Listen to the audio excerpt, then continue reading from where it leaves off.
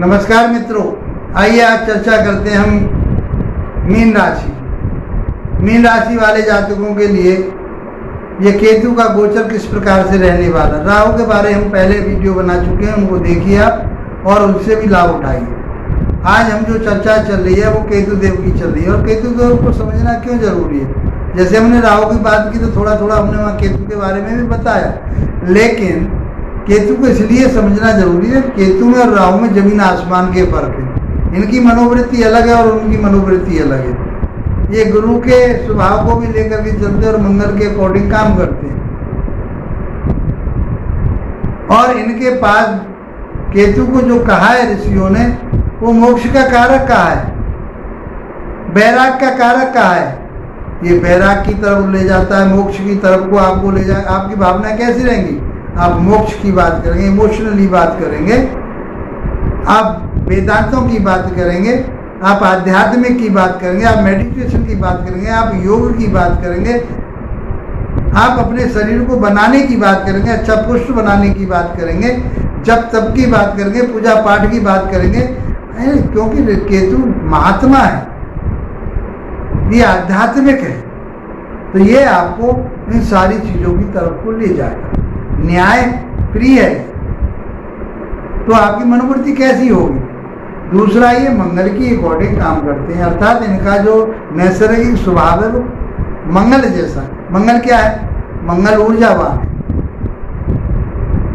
मंगल हिम्मत, पराक्रम, ताकत का कारक कहा गया है, छोटे भाई बहनों का कारक कहा गया है।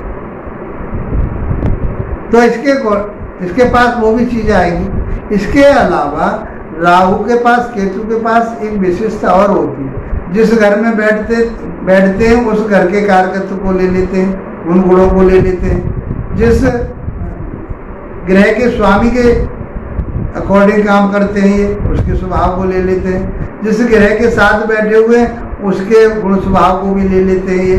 जो ग्रह उनको देख रहा होता है उनके स्वभाव। इसलिए तो कहा गया है कि अब जब इतनी चीज़ों का गुण स्वभाव ये ग्रहण कर लेंगे और वो आपको देंगे, तो इसीलिए तो कहा है कि राहु केतु एक तरफ और सारी पत्रिका एक तरफ, सारे ग्रह एक तरफ। इनके जो पास जितनी ऊर्जा है वो आपको सब देंगे, इसलिए इसको समझना जरूरी है। कहाँ बैठे हुए हैं ये? राशि के मुताबिक छठे भाव में बैठे।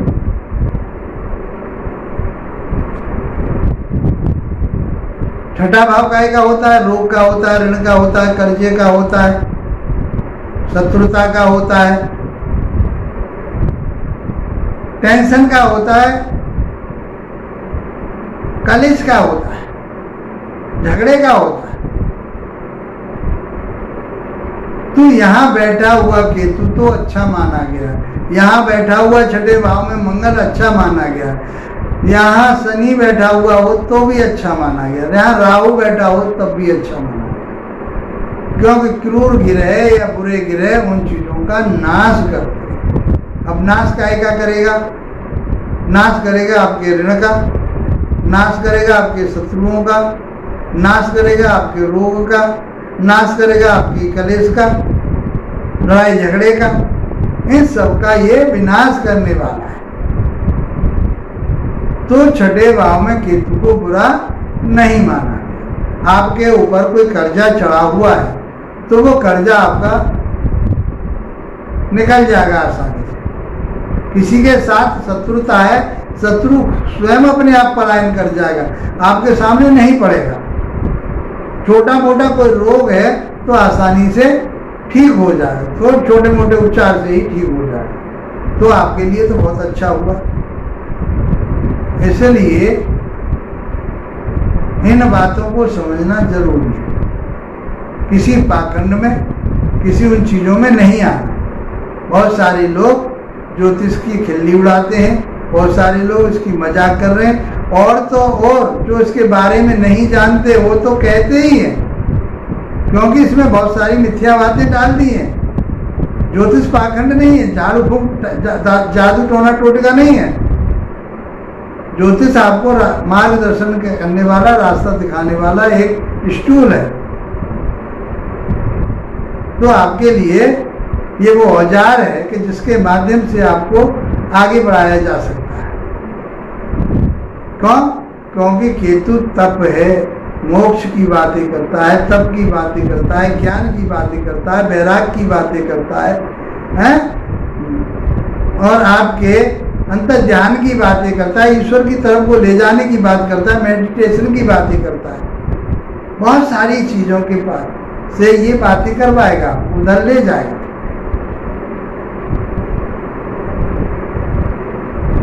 छठे भाव से संबंधित सारी चीजों का जो आपके लिए अच्छे नहीं हैं उनका नाश करेगा। इनके पास 3 दृष्टि कही गई, 5वीं, 7वीं और 9वीं, जबकि इनके पास स्थूल शरीर नहीं है। ये इमेजरी पॉइंट होते हैं जो जीवन में इनका भी बड़ा प्रभाव आता है, इसके परिणाम मिलते हैं, इसलिए इसको समझना जरूरी है। यहां से बैठ कर के जो 5वीं दृष्टि जाएगी वो 10वें भाव पर जाएगी। अब ऊर्जावान ग्रह का ये विच्छेदात्मक ग्रह भी है।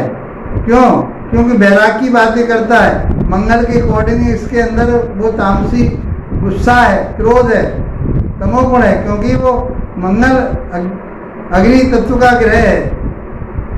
सूर्य की राशि में गए हुए केतु देव, सूर्य भी कैसा है? राशि भी अग्नि तत्व के, सूर्य भी अग्नि तत्व का है और ये भी अग्नि तत्व का है। तो इस अग्नि तत्व का अर्थ मतलब आपके अंदर वो ऊर्जा है जो होनी चाहिए। आपका इम्यूनिटी सिस्टम बहुत बढ़िया, आप स्ट्रांग हैं, चुस्त दुरुस्त हैं, आप बढ़िया रहेंगे, कोई दिक्कत नहीं बात। 5वीं दृष्टि जो जाएगी आपके, वो जाएगी 10वें भाव पर, कैरियर भाव पर। तो आपके कैरियर को आगे बढ़ाने वाले फोर्स के साथ, मेहनत के साथ, परिश्रम के साथ, ताकत के बल पर आप अपने कैरियर को पकड़ के रखेंगे और उसमें गेन करेंगे, उन्नति और तरक्की होगी। यदि किसी आपके सहकर्मी के साथ कोई मनमुटाव हो जाता है तो विजय आपकी होगी। किसी बॉस के साथ भी आपकी कोई दिक्कत हो जाती है तो विजय आपकी ही होगी, लेकिन वो नौबत नहीं आनी चाहिए। किसी के साथ मनमुटाव नहीं होना चाहिए। आपको धैर्यतापूर्वक, आपको शालीनता से आगे बढ़ना चाहिए, विवेक से काम ले। शालीनता की विवेक से काम लेना चाहिए, क्योंकि विवेकी भी कहा गया है। यदि आप विवेक से काम नहीं लेंगे, मंगल के अकॉर्डिंग काम करेंगे तो लड़ाई झगड़े से तो काम नहीं चलेगा। तो जहाँ लड़ाई झगड़े की जरूरत है, जहाँ ताकत की जरूरत है, जहाँ शक्ति की जरूरत है, वहाँ शक्ति दिखाइए। और यहाँ नम्रता की जरूरत है, यहाँ वैराग की जरूरत है, वहाँ इमोशन की जरूरत है, तो वहाँ आप उन चीज़ों से आगे बढ़ जाएंगे और उन्नति और तरक्की आपकी होगी। आपका व्यापार, बिजनेस बहुत अच्छा चलेगा। पिता की हेल्थ का ध्यान रखें, पिता के साथ तालमेल बना के रखें, क्योंकि पिता के साथ तालमेल में गड़बड़ करेगा। अब जो 7वीं दृष्टि जाती है वो 12वें भाव पर जाती है। 12वां भाव खर्चे का होता है, व्यय का होता है, आपका बेडरूम होता है। तो ये आपको विदेश ले जा सकता है। 12वें भाव से कोर्ट कचहरी थाना दरबार भी देखते हैं, हॉस्पिटल भी देखते हैं और आपका मोक्ष भी देखते हैं। राहु विराजमान शॉर्टकट की तरफ को ले जाएंगे, आपको हवाई जहाजों की यात्राएं करवाएंगे, विदेश ले जाएंगे, वो भी राहु भी ले जाएंगे और केतु देव भी आज्ञा दे देंगे कि जाओ घूमो और वहां से लाभ प्राप्त करके लाओ। लेकिन शॉर्टकट का रास्ता नहीं, केतु का रास्ता अपनाना है। वहाँ धैर्य से, अपने विवेक से, अपने ज्ञान से काम करना है, तो आपकी उन्नति और तरक्की होने को कोई नहीं रोक सकता। किसी के साथ मनमुटाव, लड़ाई झगड़ा तो कोर्ट कचहरी थाना दरबार। यदि आपका ऑलरेडी कोई केस चल रहा है तो इस पीरियड में समाप्त हो जाएगा, विजय आपकी।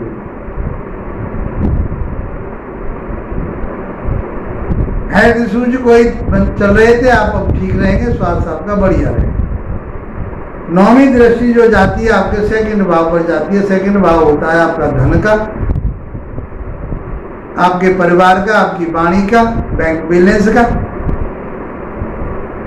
और वहां घर किसका है? मंगल का घर है, और मंगल आपके लिए शुभ। मीन राशि वाले जातकों के लिए मंगल शुभ, तो केतु भी शुभ। केतु के पास एक बहुत अच्छी बात होती है, उनके पास एक गुण और होता है कि जिस घर में बैठते हैं उस घर के कार्यकर्ता को भी ये ग्रहण कर लेते हैं। जिस ग्रह के राशि के स्वामी के अकॉर्डिंग भी उस चीज को अपने अंदर ये ले लेते हैं, समाहित कर लेते हैं। मतलब राशि के मालिक के गुणों को भी ये ले लेते हैं। जो ग्रह इनके साथ बैठा उसके भी कार्यकर्ताओं को ले लेते हैं, जो ग्रह इनको देख रहा है उसके भी कार्यकर्ता। अब कितनी चीजों को इन्होंने अपने अंदर समाहित कर लिया। जिस राशि में बैठे हैं उसके कार्यकर्ता को ले लिया, जिस राशि के स्वामी के कार्यकर्ता को ले लिया, जिस ग्रह के साथ बैठेंगे उसके कार्यकर्ता को ले लिया, जो ग्रह इसको देखेगा उसके कार्यकर्ता को। तो इसीलिए तो कहा है कि सारे ग्रह एक तरफ, राहु केतु एक तरफ।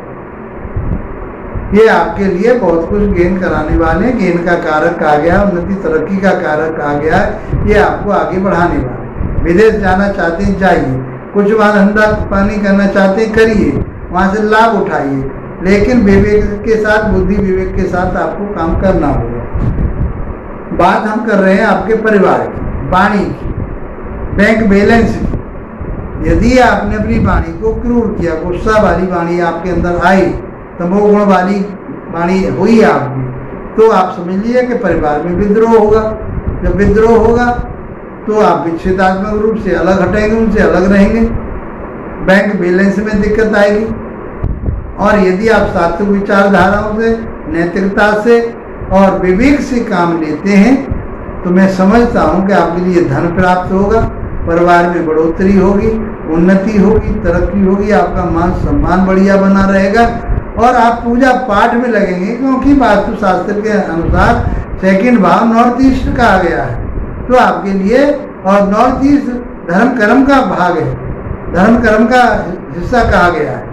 तो आप धर्म कर्म की तरफ कूद जाएंगे और उन्नति तरक्की करेंगे, उससे आपको लाभ प्राप्त होगा। मोक्ष की तरफ की बातें करेंगे, विवेक की बात करेंगे, पूजा पाठ की बात करेंगे, आध्यात्मिक की बात करेंगे। ये सब चीजें आपके अंदर आएंगी और आपकी मनोवृत्ति ऐसी बनेगी। मित्रों, उसके बावजूद भी आपको ये गुण नहीं मिल पा रहे, तो आपको क्या करना है, क्या उपाय करें? तो भगवान गणेश जी के मंत्रों का जाप करें, उनके स्त्रोत को पढ़ें, उसका जाप करें रोज, उसके पाठ को करें, और सूर्यदेव को जल चढ़ाएं और गायत्री का पाठ मंत्र प्रतिदिन उनके पाठ करें, मंत्रों का पाठ करें। ये आपको जरूर करना है। इसको करेंगे तो 1.5 वर्ष आपके साथ बहुत अच्छा बीतने वाला है। यदि वीडियो अच्छा लगा है साथियों तो उसको लाइक शेयर सब्सक्राइब कीजिए। इसी के साथ आप लोगों का धन्यवाद। नमस्कार।